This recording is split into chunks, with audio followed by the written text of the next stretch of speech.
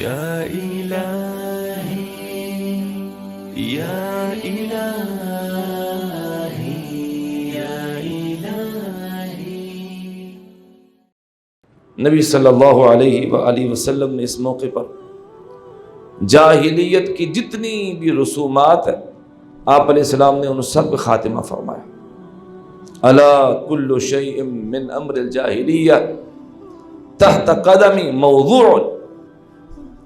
سن لیں یہ بات، ذہن نشین کر لیں، ہر وہ چیز جس کا تعلق جاہلیت کے ساتھ ہے آج میں نے ان سب چیزوں کو اپنے پاؤں تلے رون ڈالا ہے۔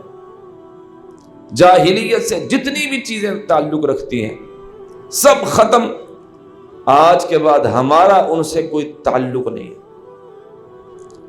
افسوس ہے ہم پہ، ہم دوبارہ ان جاہلیت کی چیزوں کو اپنے معاشرے میں فروغ دے رہے ہیں۔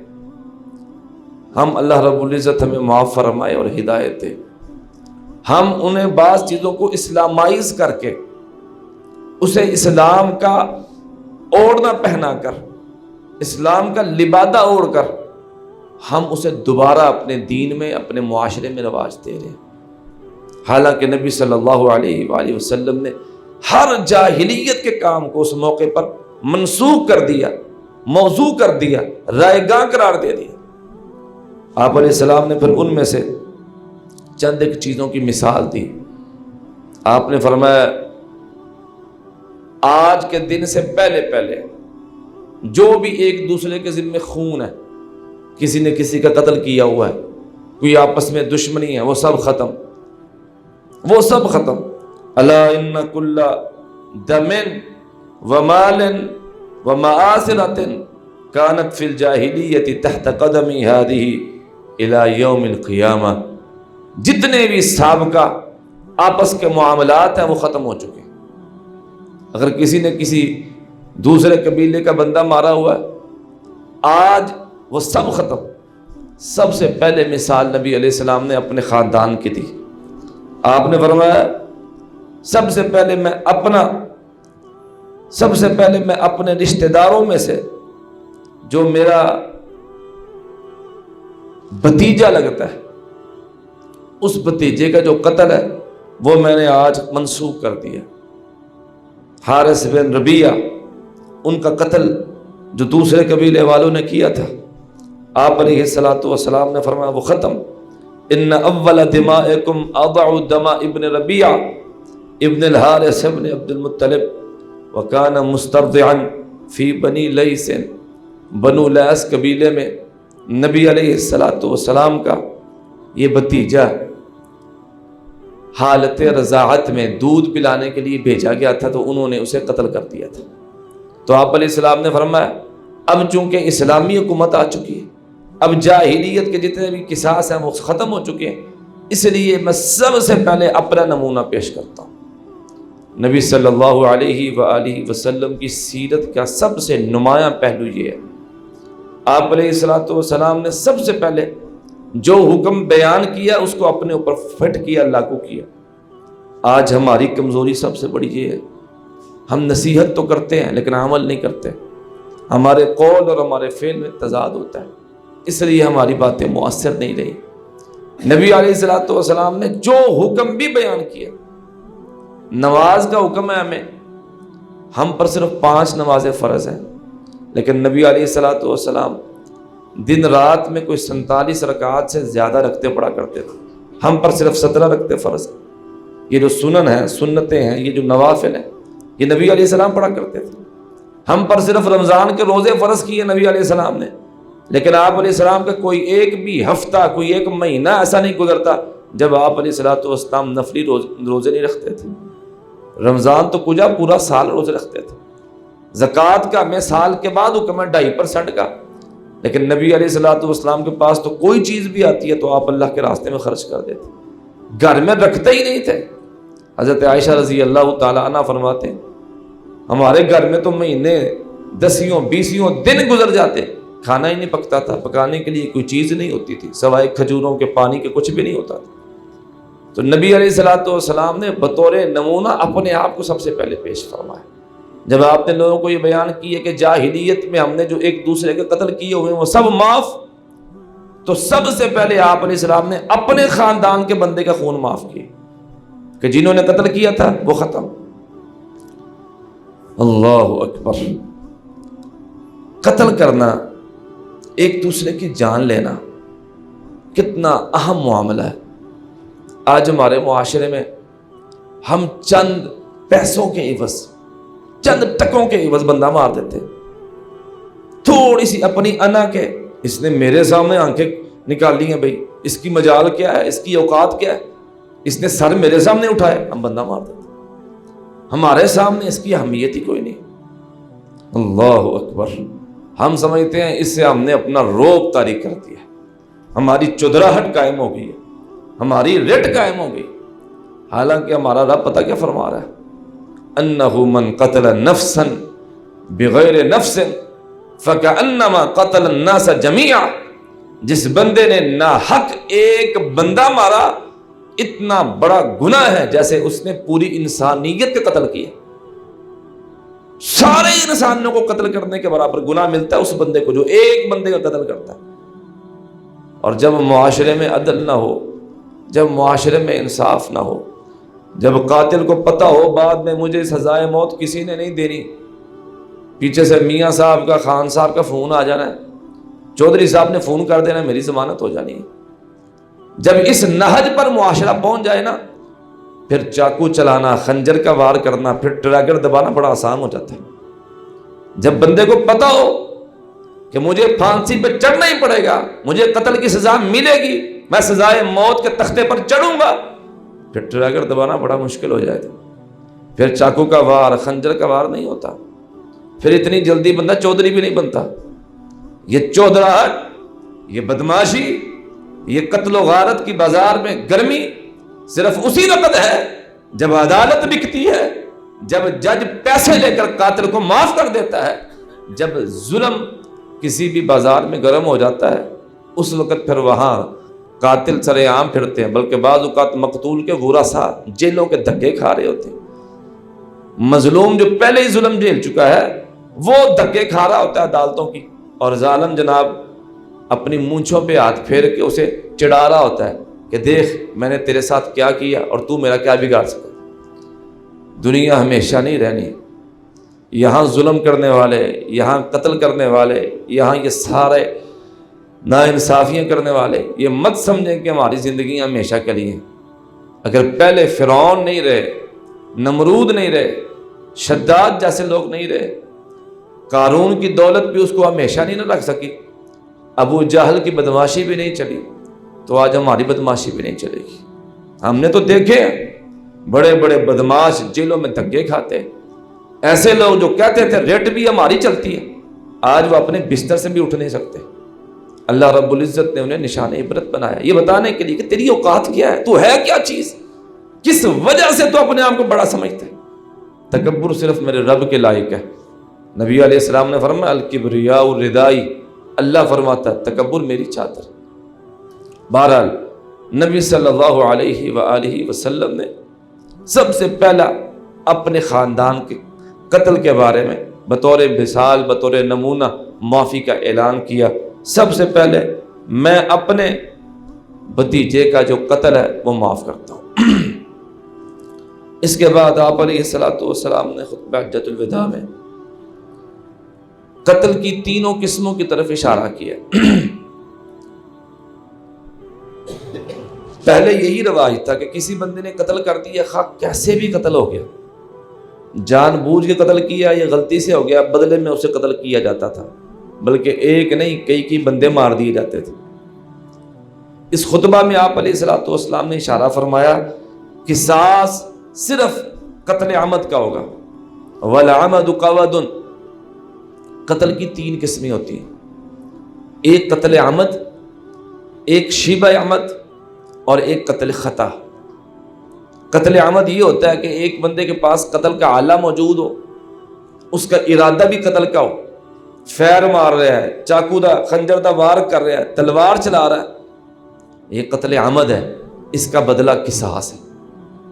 اور قصاص کے بارے میں سورۃ البقرہ میں اللہ رب العزت نے وضاحت فرمائی. جاہلیت کی ایک رسم تھی، جب کوئی چودھری بندہ مار دیتا تھا نا تو وہ مقتول کے ورثاء اور ان کا قبیلہ قصاص لینے کے لیے آتا، تو وہ اپنے قبیلوں میں سے کہتا ہے بھئی چودھری صاحب تو بدلے میں قتل نہیں کیے جائیں گے، باقی آپ کا بندہ مرا ہے، آپ ہمارے قبیلے میں سے 2 لے لیں، 3 لے لیں، جتنے بندے مار دیں، چودھری صاحب نہیں مریں گے.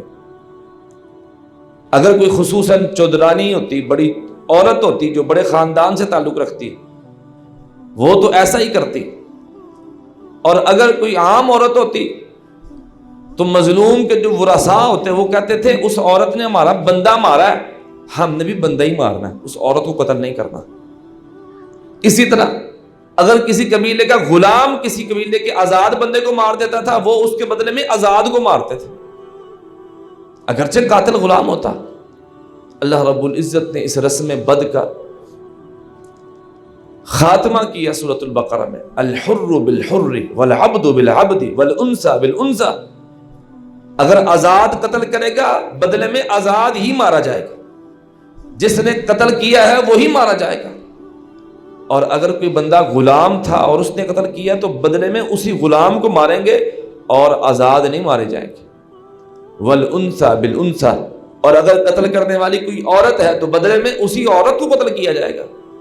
یہ نہیں ہے کہ اس کے بدلے میں مردوں کو مار دیں یا کسی اور کو قتل کر دیں، ہرگز نہیں. جو قاتل ہے اسے ہی مارا جائے. قتل عمد میں جان بوجھ کر قتل کرنا اور اعلی قتل سے قتل کرنا، اس کا بدلہ قصاص ہے.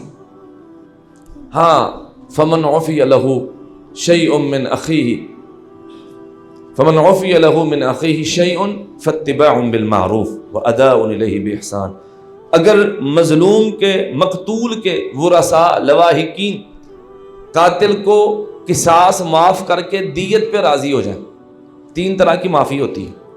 یا تو مقتول کے ورثاء ویسے ہی معاف کر دیں، جائیں جی آپ کو معاف کر دیا، صدقہ کر دیا. دوسرے نمبر پر وہ کہیں کہ ہم نے قصاص نہیں لینا، دیت دے دیں، تو دیت میں 100 اونٹ دیے جائیں گے. 100 اونٹ. آج کا اگر اونٹ نہیں ہوتے تو ان کی قیمت چلے گی. اور تیسرے نمبر پر یا تو ویسے ہی معافی یا دیت پر رضامندی یا پھر قصاص. یہ 3 صورتیں ہوتی ہیں قتل عمد کی. اور دوسری قسم تھی قتل شبہ عمد. شبہ عمد کا مطلب یہ ہوتا ہے کہ بندے نے قتل کیا، اس کا ارادہ قتل کا ہی تھا، مارنے کا ہی تھا، لیکن اس نے مکہ مارا ہے، اس نے چھڑی ماری ہے، اس نے ایسی چیز ماری ہے جس سے بندہ نہیں مرتا لیکن وہ مر گیا. اس نے دھکا دیا تھا، وہ بندہ مر گیا. ارادہ اگرچہ مارنے کا تھا لیکن اعلیٰ قتل کا نہیں تھا. اسے کہتے ہیں شبہ عمد. نبی علیہ السلام نے فرمایا شبہ عمد میں بھی قصاص نہیں ہے. جو شبہ عمد قتل ہے وہ شبہ العمد ما قتل بالعصا والحجر وفیہ 100 بعیر. حجۃ الوداع کے خطبے میں نبی علیہ السلام نے اس کی وضاحت فرمائی کہ شبہ عمد جو قتل ہے اعلیٰ قتل کا نہیں ہے، ارادہ مارنے کا تھا، تو ایسے قتل میں قصاص نہیں ہے. بڑے فہو من اہل الجاہلیہ، اس کا تعلق جاہلیت والوں سے ہے، ہمارے ساتھ نہیں. ہمارے معاشرے میں بھی، ہم بھی تو مسلمان ہیں نا، یہ احکامات ہمارے لیے بھی. کیا ہم نے کبھی ان چیزوں کو ملحوظ رکھا ہے؟ اس نے مکہ مارا، بندہ مر گیا، ہم اس کے خلاف پوری کارروائی کرتے. اگر ہم چودھری ہیں، ہمارے پاس پیسہ ہے، اگر ہم مالدار ہیں. تیسرا قتل کی قسم ہوتی ہے قتل خطا. قتل خطا یہ ہوتا ہے کہ اعلیٰ قتل کا ہی تھا لیکن مارنے کا ارادہ ہی نہیں تھا. بندوق کو، پسٹل کو بندہ صاف کر رہا ہے، غلطی سے گولی چل گئی، بندہ مر گیا. شکار کر رہا ہے، کارتوس چلا، آگے سے غلطی سے وہ بندہ آ گیا. اگرچہ قتل کا اعلیٰ ہے لیکن مارنے کا ارادہ نہیں ہے. اس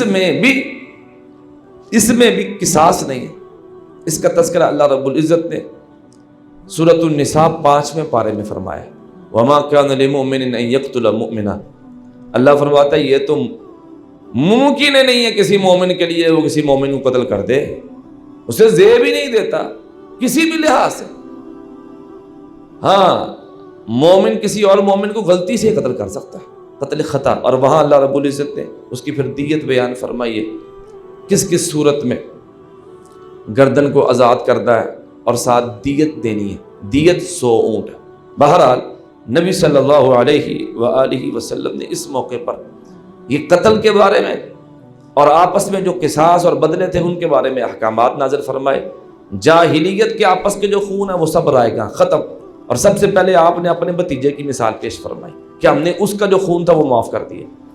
پھر آپ علیہ السلام نے قتل عمد اور قتل شبہ عمد میں فرق فرمایا کہ اگر کوئی جان بوجھ کے قتل کرے گا تو اس کا بدلہ قصاص ہے، اگر کوئی بندہ ارادہ تو ہے مارنے کا لیکن اللہ قتل نہیں ہے، قتل شبہ عمد ہے، تو اس کا بدلہ قصاص نہیں ہے، دیت۔